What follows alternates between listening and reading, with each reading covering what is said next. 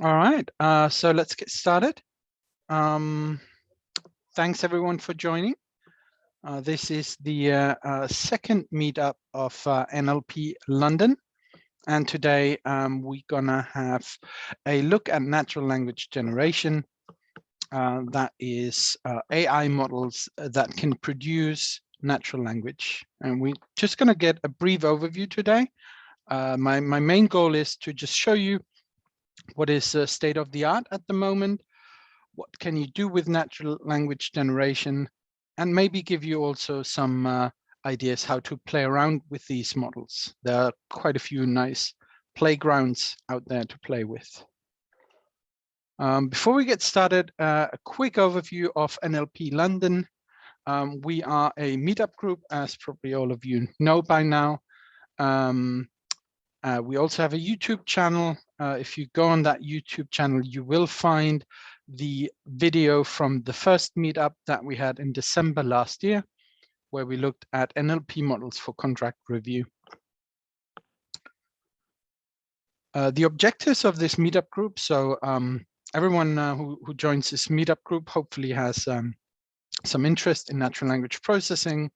I definitely want to, at some point, have these meetups in person here in London. Hopefully we can get that going at some point this year. And I want to connect NLP practitioners with organizations, could be industry or NGOs who want to leverage natural language processing. I want to demonstrate the art of the possible in natural language processing, and ideally also at some point share some success and failure stories. So for today's agenda, I want to quickly give an overview of maybe the most famous natural language generation model that is out there. It's called GPT-3. We're going to have a quick look on what is GPT-3. Then I'm going to show you the GPT-3 examples gallery. So that is a gallery, a GitHub repo actually, where people did all kinds of things with this new language model. GPT-3, we're going to see is also, it is proprietary. And that means you have access to the model API. You can, prompt the model to give you some text, and you will receive some text, but you can't actually download the model and modify it or play around it with yourself. So instead, there are quite a few open source alternatives to GPT-3, and I want to show you some of those. Then, as I mentioned, there are quite a few playgrounds out there that are built on these open source NLG models. I'm going to show you those. And then what I would like to show is how do you fine-tune NLG models? And let me elaborate quickly what that means. Natural language generation, all these models are usually trained on Wikipedia text or books, and therefore they produce a certain style of text. Now, if you want to use these models maybe in your organization and you have a very specific domain, maybe legal text, legal contracts, you can fine-tune these models so that the text output from these models is closer to what you wanted to do. That's a bit abstract, but what we're going to be doing is we're going to have a look at a model. I took a generic NLG model and I fine-tuned it in a way that it gives me text that represents Shakespeare style, basically Shakespeare style text. I trained it on Shakespeare text, and because of that, it would now produce text that is in the style of Shakespeare. And then we're going to have at last a look whether natural language generation is ready for the industry, or if it's more a still kind of a play kind of model. All right. So with that, we're going to get started. If you have any questions, pop them into chat. I will try to leave a few minutes at the end where I'm going to go through the questions. If I don't manage to go through all the questions, we can continue the conversation also on Meetup, where you can post your questions in the comments. But to get started, let's have a look in the invite for this Meetup. I put a link into the invite of this news article written by The Guardian, or published by The Guardian.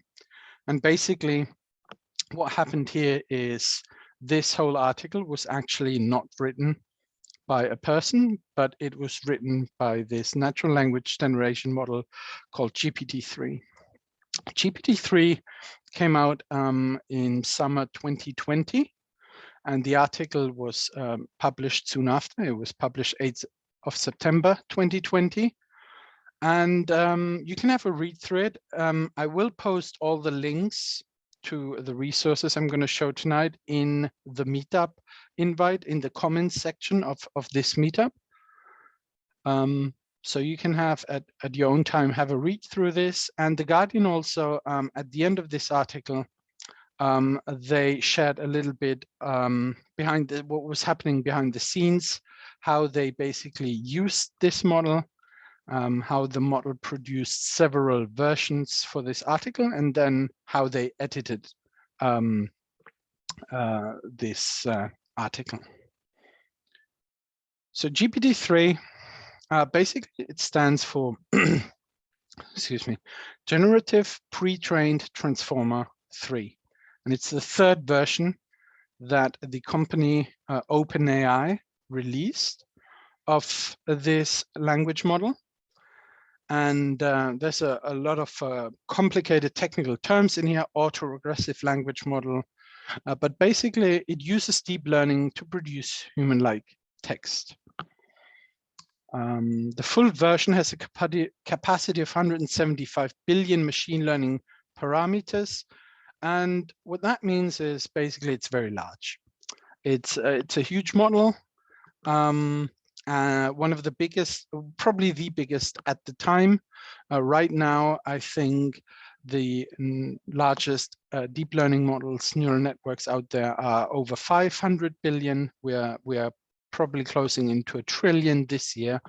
But basically, all that tells you is they are large models, they're hard to train, and therefore it takes weeks or months to train them, lots and lots of money.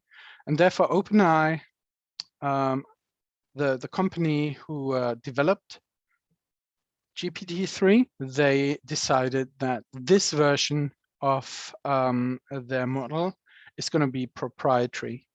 Now you can still sign up for the API, as I mentioned, and you can work with that API, but A, it will cost you money, and B,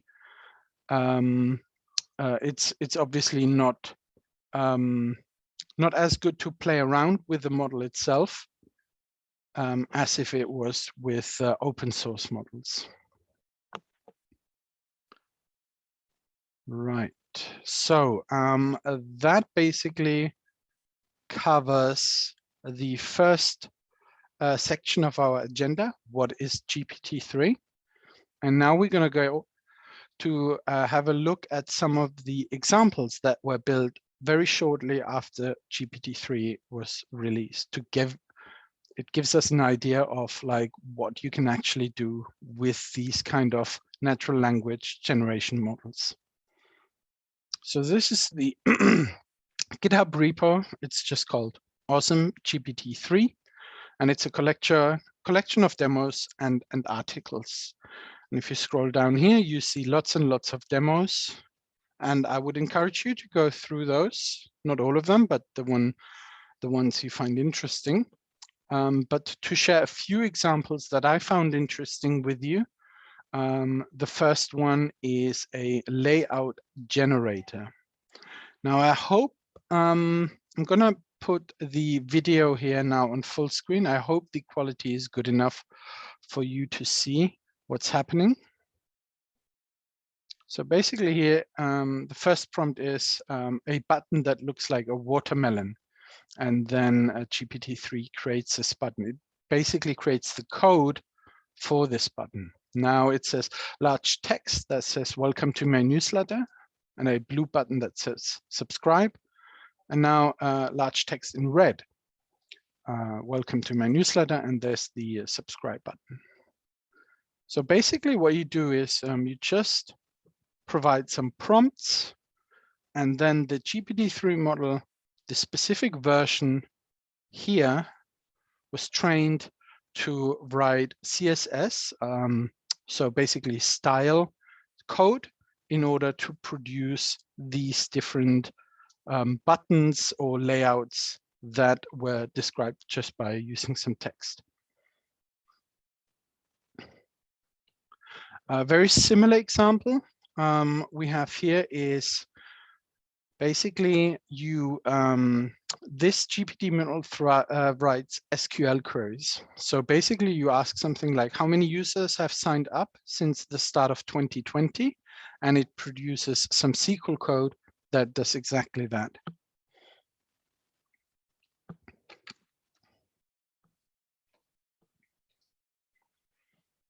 Oh yeah, this one is a fun one. Basically, you teach this person here, use GPT-3 to basically teach it to write like an attorney. So if we click on this one, I hope you guys can read it. Let me see if I can zoom in further. No, not possible. But basically, you know, you have this plain language. My landlord entered my apartment without permission. And then GPT-3 basically translates that into legalese. Defendant entered plaintiff's dwelling without plaintiff's consent. My apartment had mold and it made me sick. So GPT-3 translates that to plaintiff's dwelling was infested with toxic and allergenic mold spores, and plaintiff was rendered physically incapable of pursuing his or her usual and customary vocation, occupation, and or recreation. And so you get the gist. Now, funnily enough, someone else used GPT-3 to do the exact reverse. So basically, this GPT-3 model here turns legalese into simple plain English.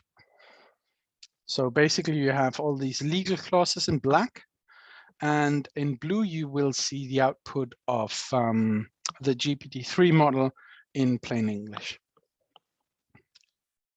I'm not going to read all of this, but I would highly suggest you check that out as well. This one, oh yeah, this is awesome. So basically, someone, so in chess, you have this notation. Basically, every chess game is written down in a certain notation. And someone thought, what happens if I teach GPT-3 and basically show it many examples of these chess notations? And basically what happened is this person created a chess computer, but it's not a normal chess computer where you use like tree models to find the best move. It's basically a GPT-3 model that just writes chess notation based on what it has seen in the training examples. So if we're going to look at this, actually, the model, like the chess model, is not even that bad. I hope you guys can see this. But basically, the person starts with a move, and basically GPT-3 then responds with you know, with moves just using the chess notation, and it's even, you know, not even that bad.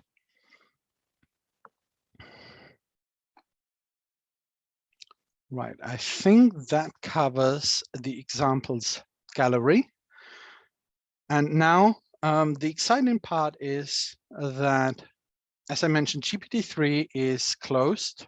It's not accessible to the public, at least the model isn't, the API is. But ideally what you want is you want access to the whole model so you can play around with it and basically identify its strengths and weaknesses and even modify it further than you could with just an API.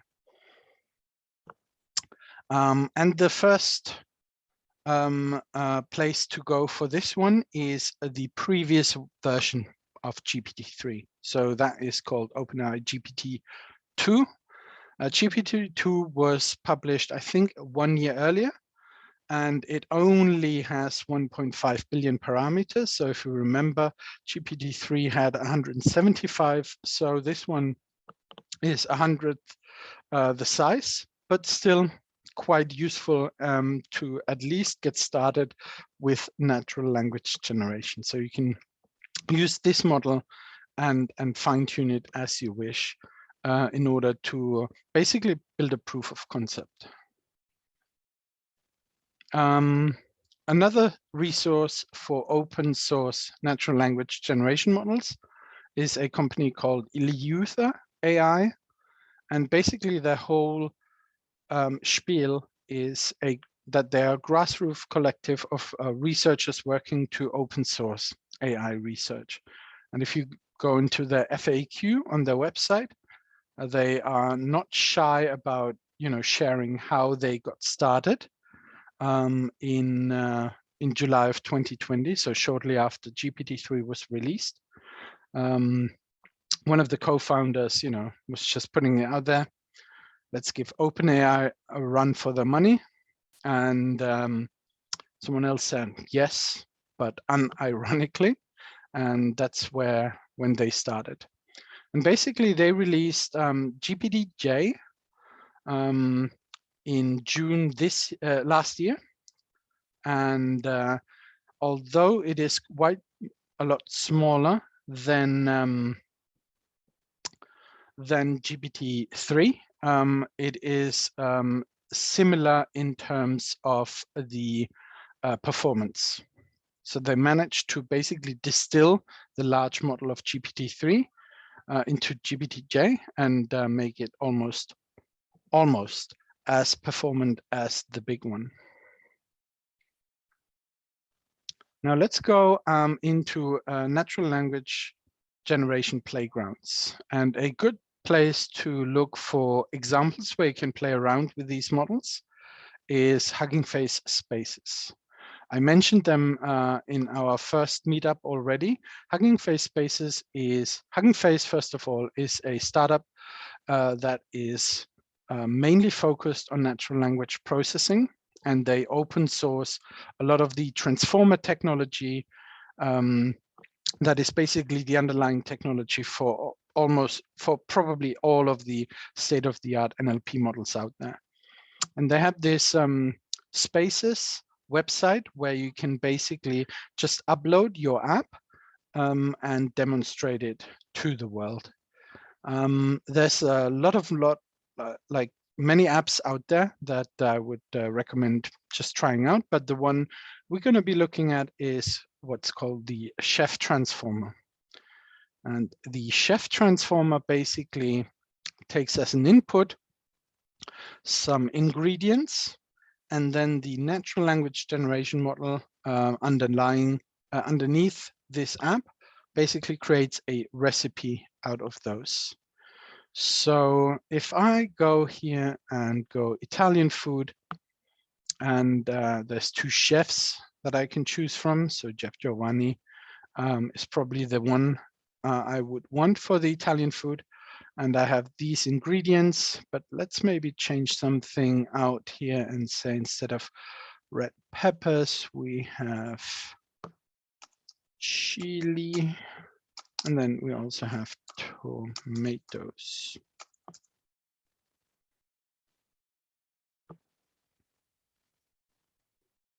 And I press get recipe, and then it's going to generate the recipe. Going to take a minute or a few seconds, and basically it takes all these ingredients that we put in this text box here and generates this recipe, which is not very complicated. Basically, you just combine everything in a bowl and that's it. So it's basically a salad. So let's go back to the original Italian food.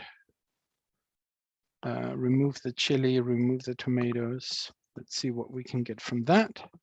Hopefully something a little bit more complicated.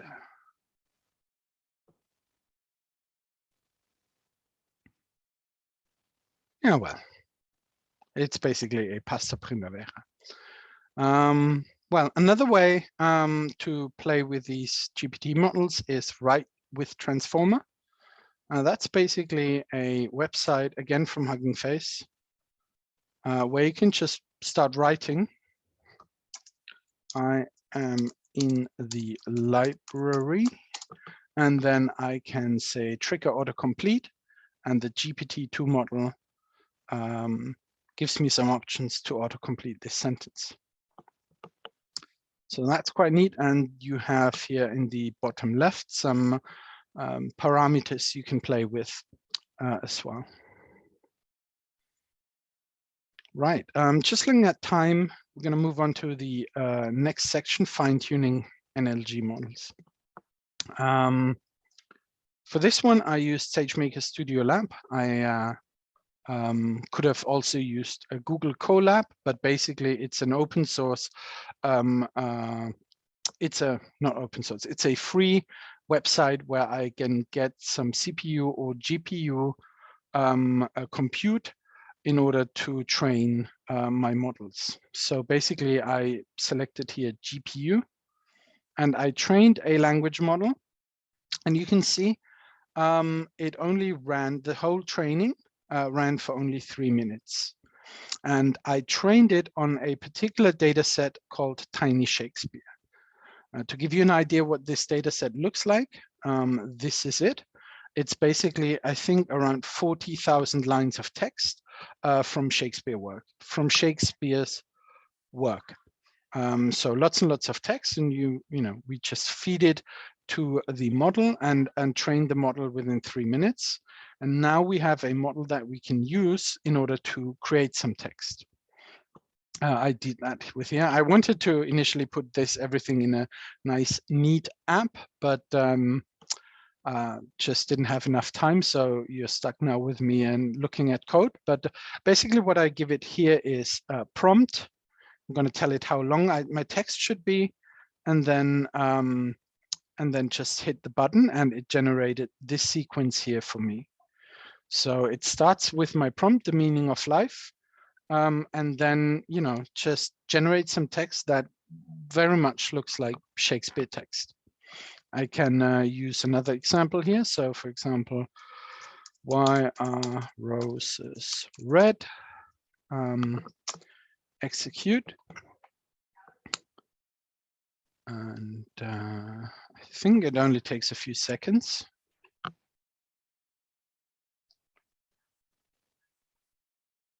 There we go. And again, it produces some text that looks very much like Shakespeare.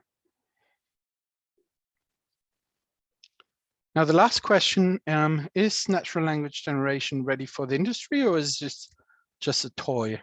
Are these just toy examples, or can this actually be used in the industry? So when I talk to organizations within the remit of my work, a lot of organizations are interested in natural language generation, and in particular text summarization. So what they want is a model that can read through a whole lot of text, maybe a contract, and then summarize the whole text into its essence.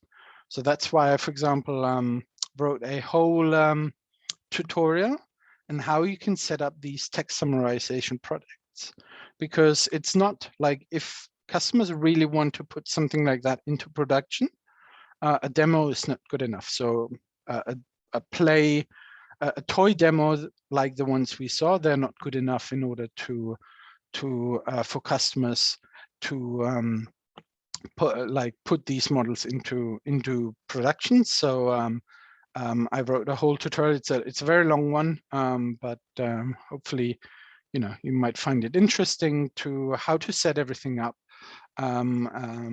how to use a no ML model for baseline. Then there's something about zero-shot models. That's models you basically don't train. And then how you train these models. So that is one thing.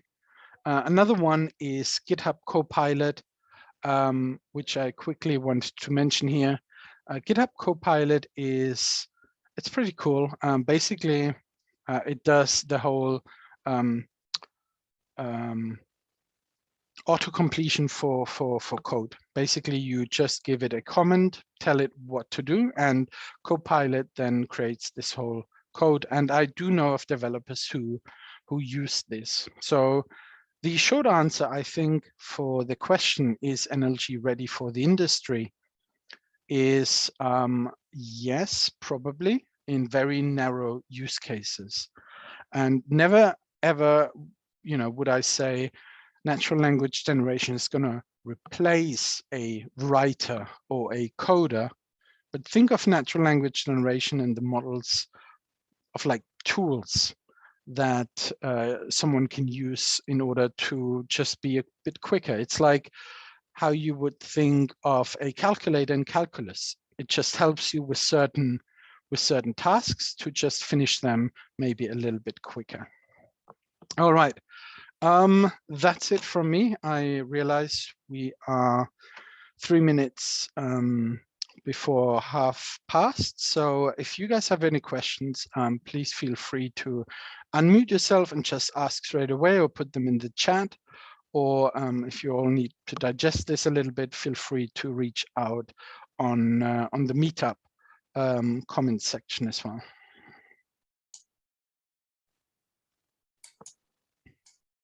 Hi, Heiko. This is Barry. Thank you very much for your presentation. Very informative.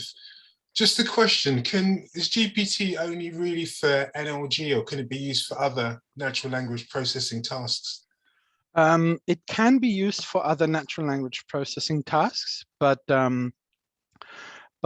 it's mainly, so the way it was trained is it was trained to predict the next token in a sentence. And basically, because of that, it is primarily used for natural language generation. If you have other tasks, then I would look at probably different models. Okay, thank you. That's helpful. And then one last question as well. Yeah. So Sage, the work that you did in Sagemaker is quite interesting. You trained the model. Yeah. Is it possible to export the trained model out of Sagemaker to use somewhere else? Yeah, absolutely. The model that you train, and it's not, the model that I trained here is absolutely exportable. So let me just text in Shakespeare CLM. So here's the model. This one is the model. It's around 300 megabytes. I can just download that and use it somewhere else. Okay, that's great. Thank you. Right. Someone also asked whether the Shakespeare code is available. I can certainly make that available. It's, as you guys can see, it's very short. So I'm probably just going to copy and paste that into the comment section of the meetup.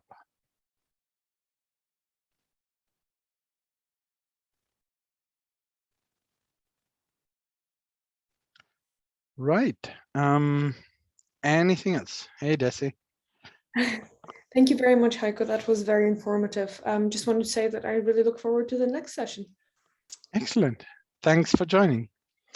GPT-J, really just a distilled version of GPT-3. Wouldn't they need an? No, I believe GPT-J it was built from scratch. And again, you will probably find more information on that on the Eleuther AI website. But from my understanding, it was built from scratch, but with the goal to have the performance as good as possible, as close as possible to GPT-3, but with a different architecture that also allows them to make the entire model a little bit smaller, much smaller actually than GPT-3. So the way how they went about GPT-3, OpenAI, how they built it, that's not really a secret. It's just a matter of architecting the whole neural network and then training it for months and months and having the money and the expertise to do so. So you wouldn't necessarily need access to the GPT-3 model in order to produce a similar model. Hope that makes sense.